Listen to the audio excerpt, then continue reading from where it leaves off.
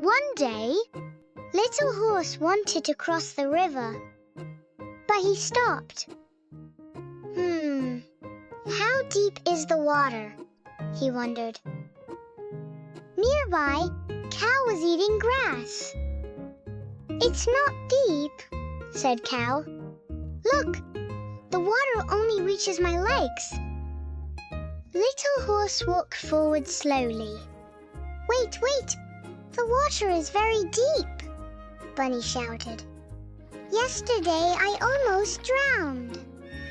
Little Horse jumped back.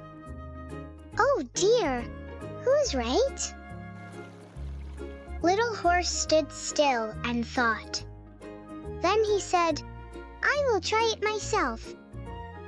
He carefully put one hoof into the water.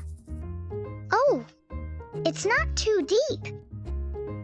Step by step, he walked across.